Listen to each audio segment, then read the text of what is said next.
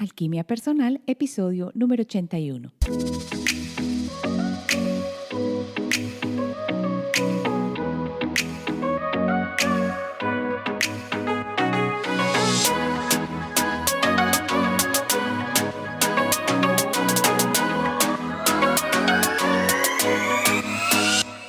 En este episodio vamos a hablar de las terapias florales y su poder. Para empezar, vamos a contar de dónde nacen estas terapias florales y, por supuesto, hay que hablar de la historia de Edward Bach y las terapias florales. ¿Cuál es el poder que tiene una terapia floral? ¿Cómo se pueden usar estas terapias florales? Y mi experiencia con las terapias florales en las sesiones de alquimia. Cómo estas terapias o estas esencias florales han ayudado a las personas a soltar y a mover sus emociones de su campo aural. Quédate entonces conmigo y vamos a las terapias florales. Soy Marcela Gil y este podcast está diseñado para ayudarte a sacarle el máximo a tu proceso de transformación personal, dándote las herramientas para catalizar y simplificar el camino de la alquimia, conectándote con el mundo que no ves y activando en ti el potencial infinito que trajiste al nacer.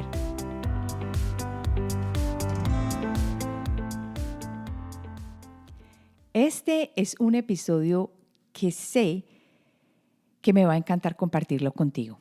Vamos a comenzar hablando de las terapias florales y su poder. Ya en este momento entiendo por qué pintaba tantas flores y en el momento en que lo hacía yo no lo entendía, pero las flores he sentido y he podido experimentar que tienen un poder transmutador dentro de cada uno de nosotros cuando las usamos. Y es más, las terapias florales son una de las herramientas más importantes que yo uso en este momento para las sesiones de alquimia. Puede que a muchas personas no le marque que necesiten una terapia floral, pero cuando estamos soltando principalmente emociones, que son una de las características principales que he descubierto que pueden causar una enfermedad, y todo esto es a manera empírica. Acuérdate que yo no tengo laboratorios donde esté midiendo nada de manera científica, pero me doy cuenta que cuando aparecen ciertas emociones específicas y estoy tratando de ayudar a la persona que viene a una consulta, me doy cuenta que cuando le marca terapias florales y con la radiestesia, que tú sabes qué es lo que yo estoy haciendo, empezamos a buscar cuál es la flor que necesita. En muchas ocasiones, yo diría que en la mayoría, yo ni siquiera miro el nombre de la flor que esta persona necesita, sino que con el péndulo voy dejándolo que me diga o que me marque en un círculo qué flor es. Y como ustedes saben, mis ojitos, yo no siempre leo exactamente. Por eso me ha gustado tanto la radiestesia, porque yo no tengo que leer. El péndulo, la energía misma me va mostrando y me va marcando. Y en el 100% de las situaciones me quedo siempre atónita mirando cuál es la flor que está marcando, porque ya después de que la marca la puedo leer, me acerco y la leo, y es específicamente la flor que está relacionada con el problema o con la emoción que estamos tratando de liberar o de mejorar en la persona que está atendiendo la consulta. Uno siempre se pregunta, ¿cómo es esto posible? ¿Qué existe aquí que yo no puedo comprender con esta mente racional? Y no me canso de maravillarme. Y es precisamente por eso que tengo tanta fe y creo tanto en las terapias florales. Pero para que tengamos una idea de qué son y cómo funcionan, vamos a contar un poco la historia del doctor Edward Bach y las terapias florales, de dónde nacen primero que todo estas terapias y cómo son usadas en el proceso de ayudar a liberar las emociones. Entonces, comencemos con la historia de estas terapias. Esta historia entonces comienza con el doctor Edward Bach. Él es el famoso doctor conocido por haber creado las terapias de las esencias florales. Él nace en 1886 en Birmingham, en Inglaterra, y comenzó desde muy pequeño con su gran unión con la naturaleza. Él tendía a hacer caminatas a través de los bosques, las montañas, solito. Y lo que hacía era vagar por estos espacios solo, meditando en los bosques y sintiendo la naturaleza. Entonces, desde una edad muy temprana era un chico independiente, positivo y además tenía un gran sentido del humor. Comprendía muy bien a las personas que eran infelices y desde pequeño decidió ser médico para ayudar a los demás. Su objetivo principal en general fue ayudarle a otros. Muchas veces se olvidaba de sí mismo por hacerlo. Y ya cuando tenía 16 años, él había terminado la escuela, que era una edad muy temprana, pero no se atrevió a decirle a su papá que quería ser médico, pues porque su papá trabajaba en una fundición que era la de él, pero ir a la universidad o al colegio de medicina pues era muy costoso. Entonces él no se atrevió a decirle a su papá y trabajó por 3 años en esta fundición hasta que un día le dijo a su papá que él realmente quería ser médico. Y esto pasó porque tenía un puesto de agente comercial, pero como tenía una naturaleza tan generosa y no tenía, como quien dice, ese instinto negociador, él no regateaba, sino que ofrecía los productos a un precio muy bajo. Y por tanto, en la empresa el papá le dijo, no, vamos a tener que cambiar de espacio porque definitivamente pues no está resultando en este trabajo. Entonces, a raíz de eso le comentó a su padre que él siempre había querido ser médico. ¿Y cuál sería su sorpresa? Que su padre le dijo, listo, si esto es lo que tú quieres hacer, pues nosotros te apoyamos. Y fue entonces a estudiar a la Universidad de Birmingham y terminó los estudios en University College Hospital en Londres. Y allí se graduó en 1912 como médico. Por muchos años se quedó en Londres y se dio cuenta también que esta ciudad lo agobiaba. Pues imagínense, un muchacho de la campiña que le gustaba tanto la naturaleza, pero lo que lo mantenía allí eran sus estudios para aprender cómo podía ayudar a la humanidad de una manera más progresiva, o no solo más progresiva, sino más, diríamos, más eficiente en su malestar físico y mental. Además, pudo mantenerse a sí mismo y no depender económicamente de sus padres. Entonces, trabajaba muchísimo día y noche realizando actividades normales como era corregir exámenes, estudiar un poco más y ya con sus primeras experiencias con los enfermos, empezó a descubrir cosas muy importantes, que era a través de la observación del paciente, y se dio cuenta que la parte teórica de las enfermedades no era tan importante como ver los sentimientos que estaban experimentando esas personas que tenían ciertas enfermedades. Además de el temperamento, cómo reaccionaban ante las diferentes situaciones en la vida. Y esto le llevó a empezar como quien dice, una correspondencia entre los tipos de enfermedades que una persona estuviera padeciendo y también su personalidad y las emociones que ellos estuvieran viviendo. Esto sería muy importante para su estudio que iba a realizar mucho más adelante a través de devolverse a la campiña y empezar a estudiar las flores. Hasta 1913, Bach trabajó en la University College Hospital y en ese mismo año ingresó como cirujano en otro hospital. Pero su salud nunca fue la mejor. Muy interesante, ¿no? Sino que siempre fue un poco débil y esto le obligó a abandonar su puesto. Pero cuando se recuperó, abrió una consulta médica en Harley Street. Y allí fue donde, como quien dice, empezó la apertura a más directamente trabajar con pacientes. Y esta práctica creció muchísimo. Y allí, pues creció en parte porque él generalmente no le cobraba a las personas que iban a su consulta y se centró exclusivamente en entender más la enfermedad, de dónde venía, más que en curar los síntomas, que era lo que él había dicho siempre, que era lo que se estaba dedicando la medicina ortodoxa. Siempre era a los síntomas. Pero él siempre creyó que debería investigar en el campo de la inmunología. Y esto lo llevó a pasar a la University College Hospital como bacteriólogo asistente. Y aquí fue donde se empezó a desarrollar todo pues toda esta capacidad que él tenía de investigar, y así fue como descubrió la presencia de unos gérmenes intestinales que hasta en esa época habían sido considerados de poca importancia, pero que él descubrió que estos gérmenes estaban presentes en pacientes que padecían enfermedades crónicas. Y así también se dio cuenta que estos gérmenes tenían mucha menor producción o estaban en menor proporción en personas que estaban muy sanos. Así que se dedicó por meses a investigar y así creó una vacuna que se inyectaba directamente en la sangre para poder desaparecer una enfermedad crónica, como por ejemplo una artritis, un reumatismo, una migraña, cosas que eran de más peso en muchos pacientes.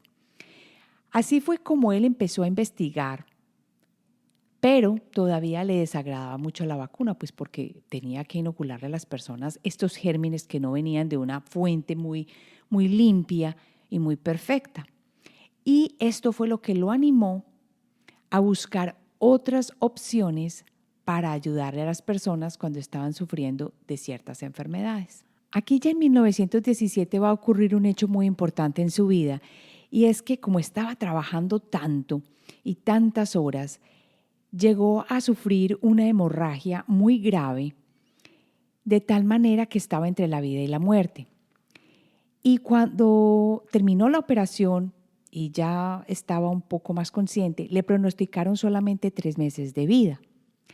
Y estos 3 meses de vida, él dijo, no, los voy a aprovechar a lo máximo para trabajar en lo que apenas había acabado de comenzar, que era descubrir una manera mejor de cómo ayudar a las personas a, pues, sufrir menos de las enfermedades. Así que se volvió para los laboratorios del hospital y allí trabajó día y noche, sin noción del tiempo, que esto es una de las características importantes que yo siempre les digo, que cuando uno está haciendo lo que le encanta y en lo que se siente bien, parece que el alma todavía se alimenta más y salen fuerzas de donde uno no tiene. Y esto fue precisamente lo que le pasó a Edward Bach. ¿Qué pasó? Que de manera casi milagrosa su salud no empeoró, sino que se empezó a recuperar. Y cuando él comenzó a pensar acerca de este milagro, se dio cuenta que el propósito definido en la vida de un hombre era un factor muy importante para la felicidad. Por aquel entonces, el hospital donde trabajaba dijo que nadie podía tener una práctica aparte del trabajo que tenía en la universidad, y esto lo obligó entonces a tener que decidir.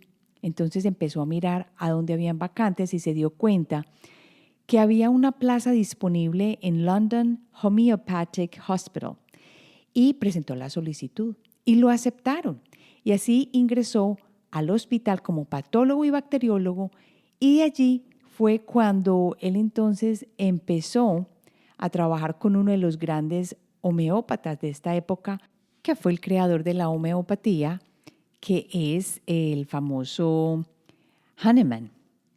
Lo importante aquí es que ellos empezaron a investigar y a darse cuenta que habían relaciones fuertes entre la enfermedad y la personalidad. Y esto fue como quien dice el inicio para él darse cuenta de lo que debería empezar a investigar todavía a más profundidad. Así fue como se empezaron a tratar directamente a los pacientes y no a la enfermedad. Esto fue muy importante para Bach, y el departamento de bacteriología del hospital había estado largamente descuidado por las personas que habían estado allí anteriormente. Pero cuando Bach lo cogió, cambió completamente y comenzó con unas vacunas orales homeopáticas, que lo que hacían era sustituir la vacuna inyectable, y empezó así a hacer su trabajo, y luego se dio cuenta que habían, como quien dice, una relación entre los 7 tipos de vacunas orales que él había descubierto o que había trabajado con la personalidad. Así que esto fue, como quien dice, los primeros pinitos para poder comenzar su trabajo. Y ya en 1922 se fue de este trabajo del Hospital de Homeopatía y quiso dedicarse otra vez en Harley Street a la actividad en su pequeño laboratorio. Allí seguía atendiendo a los pacientes pobres gratuitamente. Nunca se preocupó por el dinero y de una manera muy interesante, nunca le faltó el dinero. Hubo épocas en las que tuvo mucho dinero y hubo épocas en las que no tuvo nada, pero nunca le faltó nada. Allí escribió artículos, obras y siempre con la característica de no retener ninguna información, porque él quería que los médicos de otras partes y las personas que se estaban dedicando a la salud supieran de este tipo de ventajas que había para tratar a los pacientes. Y fue allí cuando muchos médicos alrededor del mundo llegaron a su práctica para estudiar con él, porque cada dinero que él tenía lo invertía directamente en equipo, en el laboratorio. Prácticamente hubo muchas veces que él durmió en ese laboratorio, que era allí donde vivía y trabajaba, prácticamente no tenía otra vida. Y en ese momento sus ingresos anuales ya superaban muchísimo dinero. Pero como siempre, todo lo volvía a invertir en el descubrimiento que quería hacer, en la investigación. Y así el tiempo transcurrió hasta que él entró o ingresó a la masonería.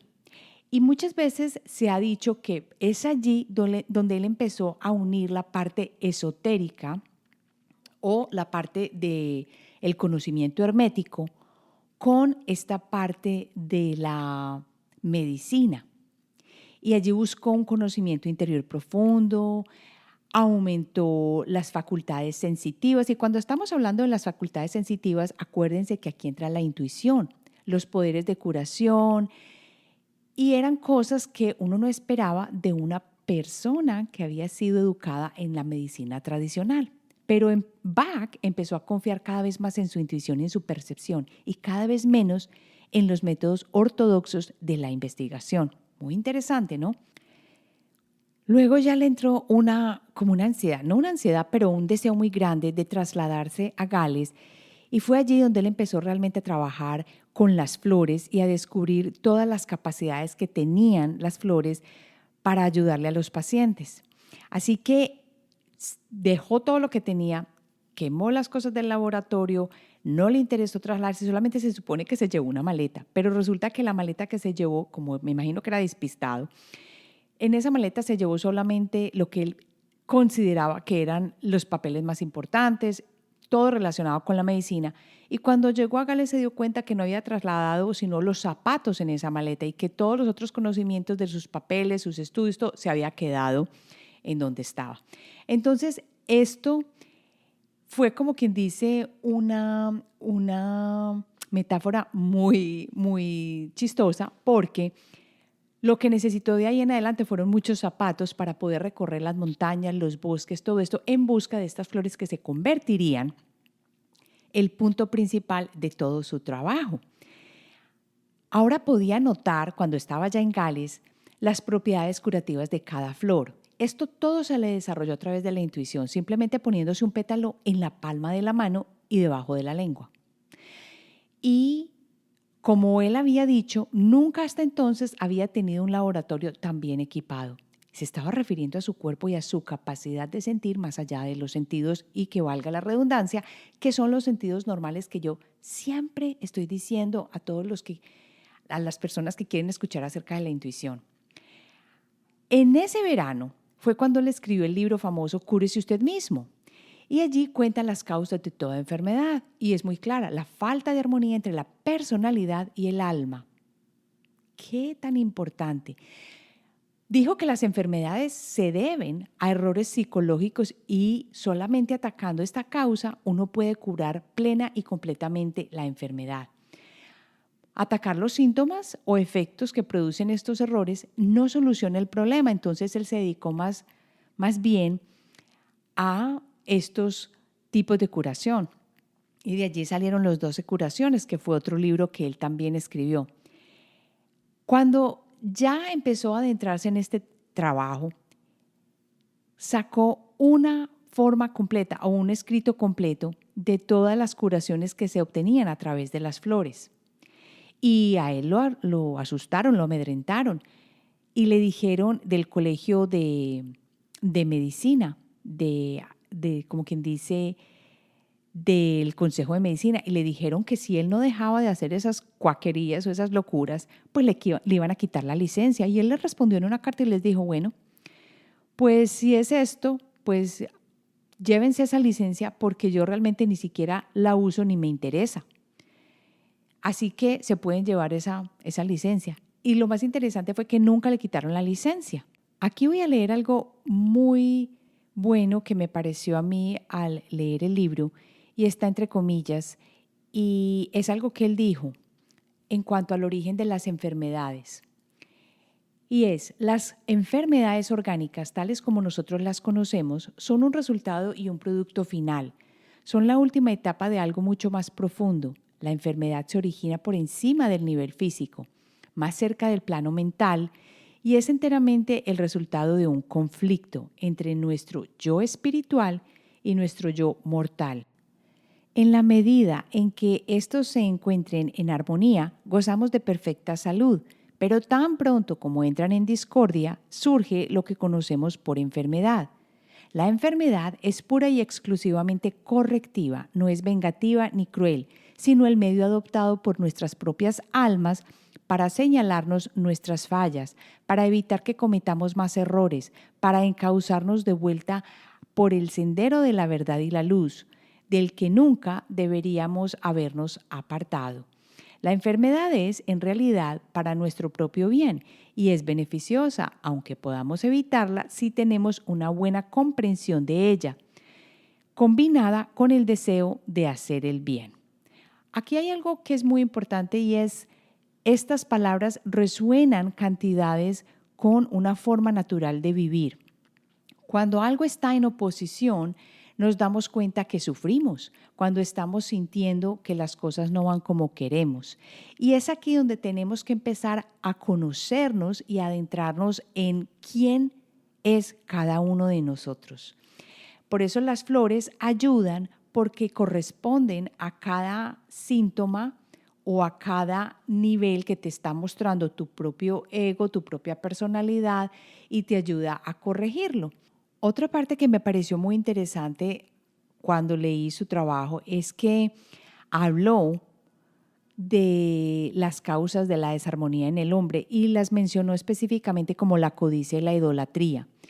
Pero él no se refirió a la codicia de bienes materiales, sino al deseo de poseer la voluntad de otras personas, es decir, de controlar, de subyugar, de influir sobre otra persona de alguna manera, y así se crea una situación negativa.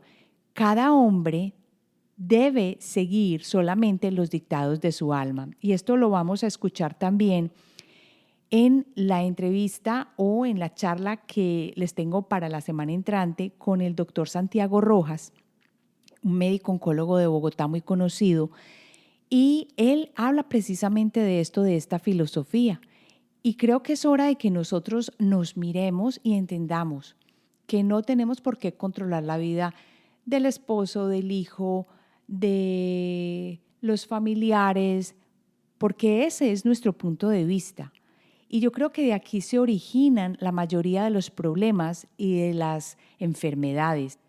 Si somos consecuentes y somos honestos, nos damos cuenta que solo cada uno de nosotros somos responsables de lo que hacemos y por tanto no hay que buscar corregir al otro, sino que hay que buscar nuestro propio camino de vida, que muchas veces no quiero decir que sea fácil, porque esto involucra los talentos y la fortaleza interna para ser capaz de seguir los dictados de tu corazón.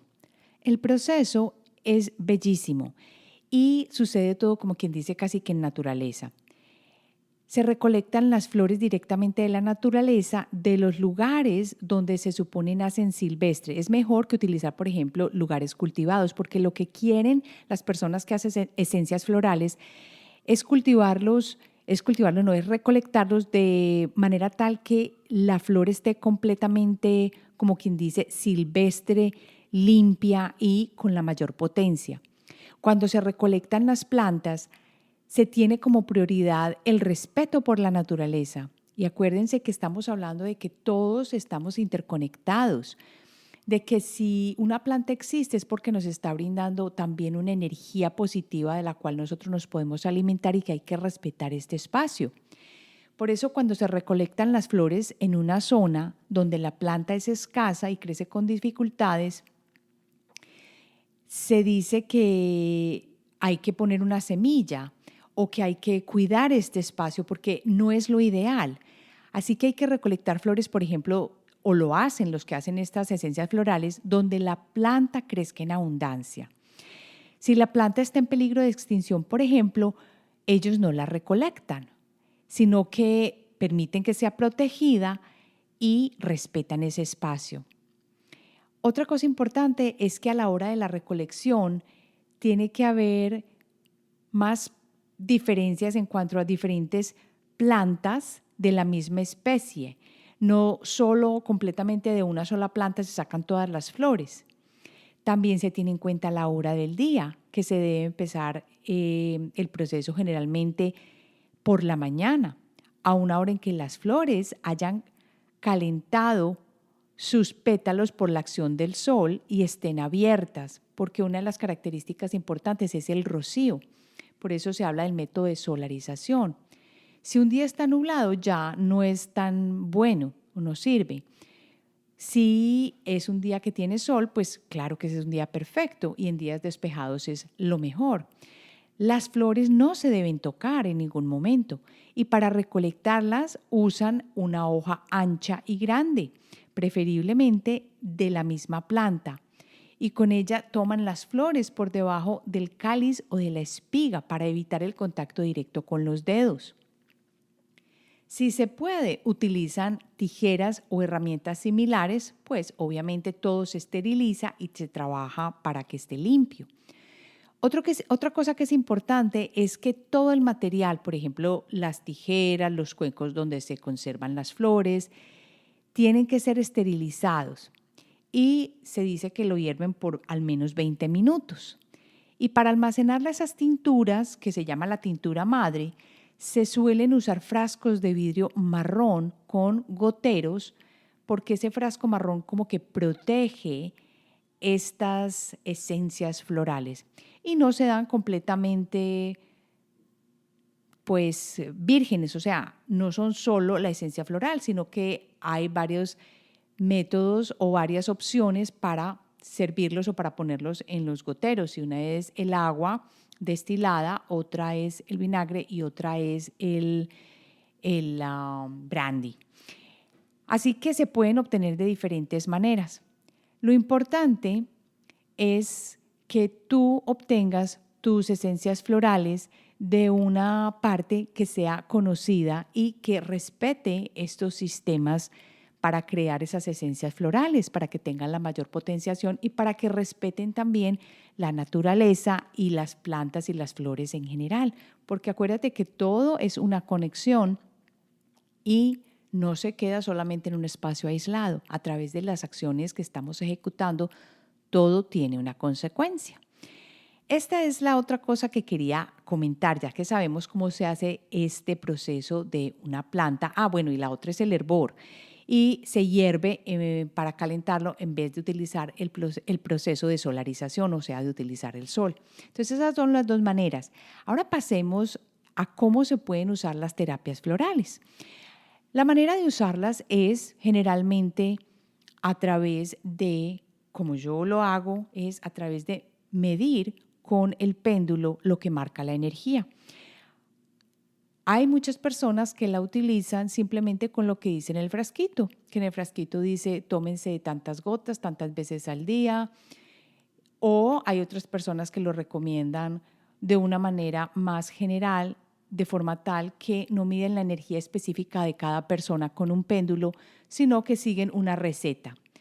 Lo que yo siento es que el poder de medir la energía con el péndulo, con la radiestesia, da algo mucho más potente, algo que es mucho mejor porque directamente me estoy comunicando con la energía de la persona que está al otro lado, a la persona que estoy leyendo, a la persona que que me está consultando y le puedo decir cómo es que se puede beneficiar más de esa tintura o de esa no tintura, sino de esa esencia floral. Y esto se hace cuando tenemos una consulta. Uno lee la energía, pregunta si necesita las flores de Bach, le pide a la energía que muestre qué flor de Bach o cuáles flores de Bach son las que más le convienen a esta persona para corregir los problemas que está teniendo con ciertas emociones, con ciertas situaciones. Acuérdense que esto es puro trabajo emocional que me encanta. Y aquí sale la respuesta. Puede ser que a una persona le marque 5 gotas, puede ser que a otra persona le marque 10 gotas al día. Y es por eso que yo no me guío por las recetas, sino que me guío por lo que tu particular energía, tu caso, tu experiencia, tu situación me está diciendo. Mi experiencia con las terapias florales, para que terminemos,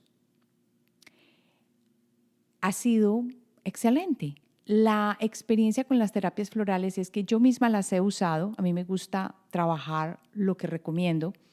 Yo misma las he usado y me han ayudado a descubrir qué partes dentro de mí necesitaban trabajo, qué partes dentro de mí necesitaban una búsqueda de esas emociones que yo de pronto estaba viviendo, pero que no me había dado cuenta que estaba experimentando y que estaban incrementando los problemas que yo estaba teniendo.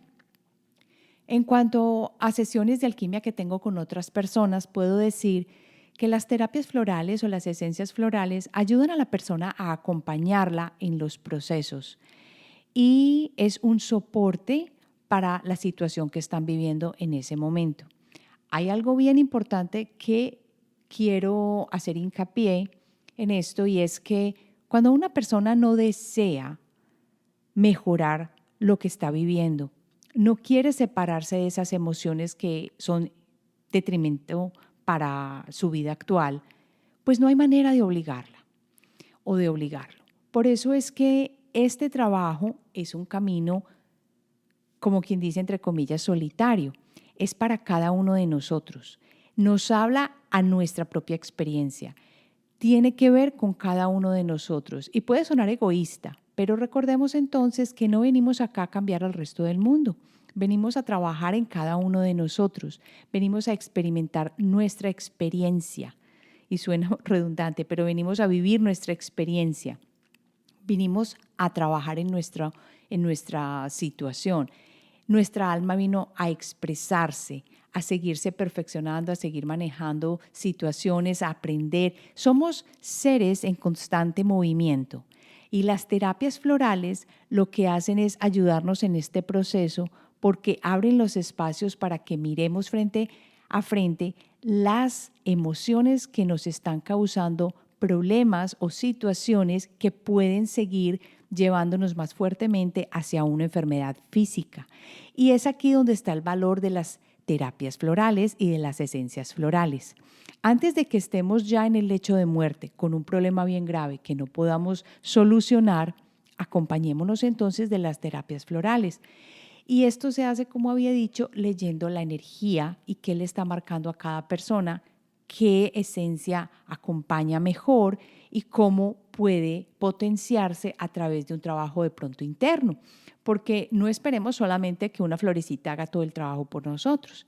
Es hora de mirarnos, es hora de conocernos, es hora de escuchar nuestra alma para empezar a seguir el camino que interiormente y que nuestra alma nos está mostrando. Pero para hacer todo esto hay que abrirnos a la naturaleza, hay que abrirnos a lo que sentimos, hay que abrirnos a las emociones que estamos experimentando, hay que abrirnos a mejorar ese espacio y el camino que estamos siguiendo. Con esto entonces yo creo que hemos terminado este primer episodio, esta primera parte sobre las terapias florales y la historia del Dr. Bach. Y les cuento que para la semana entrante tengo este invitado especial, el doctor Santiago Rojas de Bogotá, que nos va a contar qué son esas terapias florales, pero no solo la parte más física o cómo se hacen, sino su punto de vista, cómo siente él en su trabajo con pacientes terminales de cáncer, que las terapias ayudan, por qué utiliza estos métodos y parte de su vida y su experiencia personal. Ahora sí ha llegado el momento de invitarte a que te unas a la familia de Alquimia Personal yendo a la página de alquimiapersonal.com y allí puedes encontrar en el menú una pestañita que dice suscribirse. Te puedes suscribir ahí o en la página de cada episodio bajas y al final está la cajita donde tú entras tu nombre y tu correo. Te invito a que lo hagas para que recibas mínimo un correo semanal que envío y para que sepas acerca de los talleres gratuitos, de los talleres pagos, de toda la información que tengo sobre los programas. Y te cuento que estoy sacando dentro de poco, lo tengo entre manos, lo estoy creando en este momento, que me encanta crear, un programa específico para trabajar con las emociones, el color, el dibujo y la intuición. Todo basado en la experiencia personal que he experimentado y que creo que te va a ayudar bastante para conocerte y para transmutar las emociones. Ahora quiero pasar a responder una de las preguntas que me ha llegado a través de SpeakPipe. Tú sabes que las respondo cada vez que pueda y que lo único que tienes que hacer es ir a la página del episodio en alquimiapersonal.com, alquimia con K, y encuentras allí una parte naranjada donde haces clic y puedes dejar tu mensaje de voz con la pregunta por 1 minuto y 30 segundos. Vamos entonces a responder esta pregunta.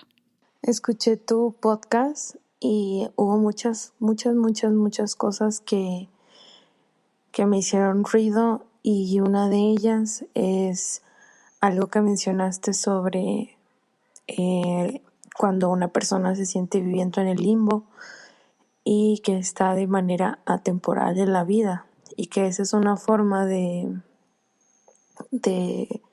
introducción a sí mismo y que no hay vuelta atrás. Yo tengo 26 años y llevo, creo que desde los 13 años, viviendo de manera atemporal, sin saber por qué, sin saber qué es.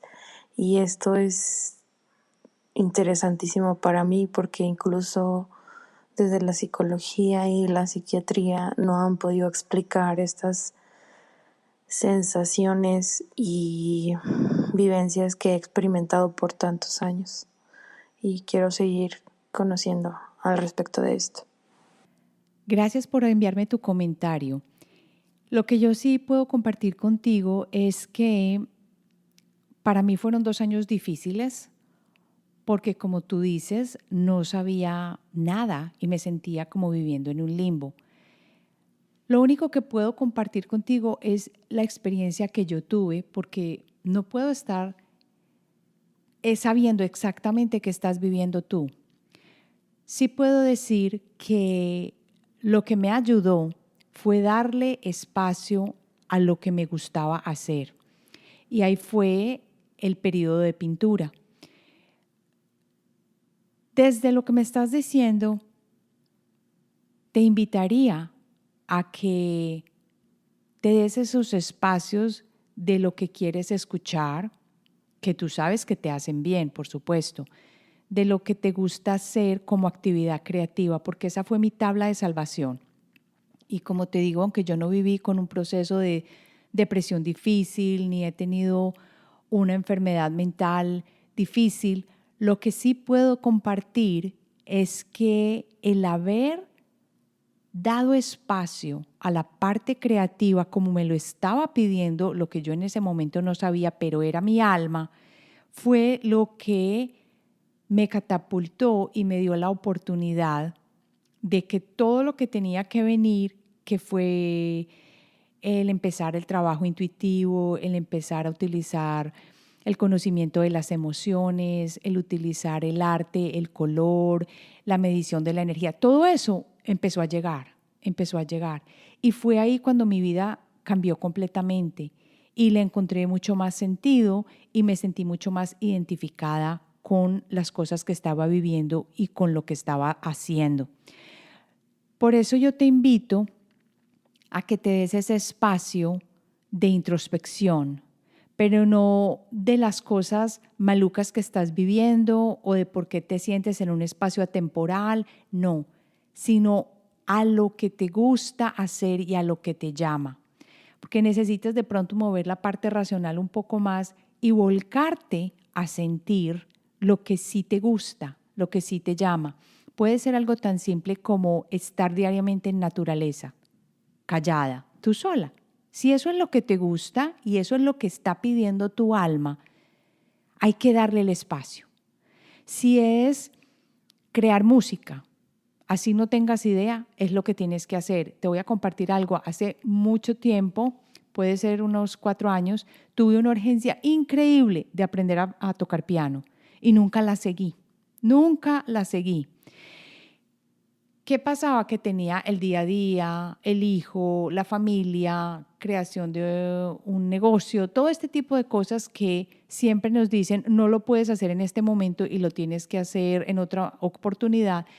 Pero después de esto fue que pasó el haberme sentido como quien dice, ¿y ahora qué? ¿Yo qué hago? ¿Cuál es mi sentido? Esto no tiene razón de ser. Por eso te pido que te escuches, acalla el ruido, aprende a silenciar el estímulo externo. Y si eso te queda difícil, porque a la mayoría de las personas que conozco les queda difícil, la invitación es hacer una cosa que te guste. Bailar, cantar, pintar, escribir, caminar en el bosque, escuchar música, crear música digital. Todo este tipo de cosas es lo que yo recomiendo para abrir el espacio que nos prepara para lo que ya llega con mayor fortaleza a alimentar el alma de cada uno de nosotros. Y sigue con los episodios de Alquimia Personal. Gracias por tus palabras. Me hace supremamente feliz que estos mensajes de voz no es el único que recibo. Recibo muchísimos de personas que se han sentido identificadas.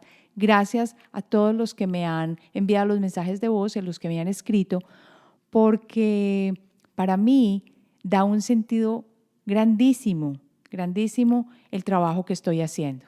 Así terminamos y te recuerdo que la semana entrante tenemos la charla con el doctor Santiago Rojas, médico oncólogo de Bogotá, que utiliza las flores de Bach en su práctica. Nos vemos entonces la próxima semana.